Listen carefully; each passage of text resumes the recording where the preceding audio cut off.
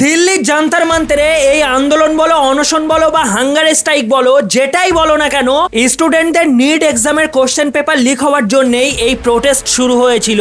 যতদিন এই প্রোটেস্ট স্টুডেন্টদের ভবিষ্যতের জন্য হচ্ছিল ততদিন চুপ ছিলাম, কিন্তু এই ককরোচ জনতা পার্টি আর ভারত বিরোধী কিছু চামচারা সানাম ভাংসুক আর স্টুডেন্টদের নিট এক্সামের কোশ্চেন পেপার লিককে ইস্যু করে এরা দিল্লির তান্তার মান্তারে এতদিন ধরে দাঙ্গা ছড়াচ্ছিল। ভারত মাতাকে অপমান করছিল, আমাদের প্রেমানন্দ মহারাজজিকে অপমান করছিল, এমনকি আমাদের প্রভু শ্রী রামচন্দ্র মাতা সীতাকেও অপমান করছিল।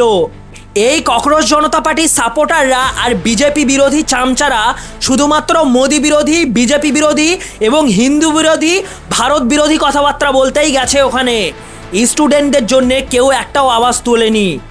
এদের উদ্দেশ্য স্টুডেন্টদের জাস্টিস পাওয়ানো নয়, ভারতের মধ্যে দাঙ্গা ছড়ানো।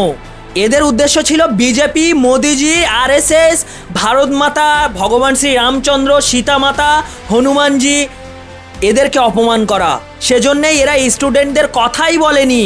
এরা কিন্তু স্টুডেন্টদের জন্য না খেয়ে অনশনের আন্দোলন করছিল না। আপনারা দেখেছেন ককরোচ জনতা পার্টির ওই স্টেজ থেকে কোনো স্টুডেন্টদের অভিভাবক কোনো প্রশ্ন তুলেছে, কোনো কথা বলেছে? কিছুই বলেনি। এরাই বিজেপি সরকারের বিরুদ্ধে নিজেদের শক্তি প্রদর্শন করার জন্যে দিল্লির তান্তার মান্তারে এই আগুন জ্বালাচ্ছে। কিন্তু দিল্লি পুলিশ ফুল পাওয়ারে এদের ট্রিটমেন্ট করেছে। আন্দোলন বা অনশন স্টুডেন্টদের জন্য কর।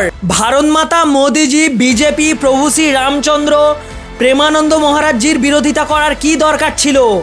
আশা করি এই কোশ্চেন পেপার লিকের সাথে যারা যারা জড়িত তাদের সবাইকে এক এক করে গ্রেপ্তার করা হবে। দেখা হচ্ছে পরের কোনো ভিডিওতে। জয় শ্রী রাম, জয় সনাতন।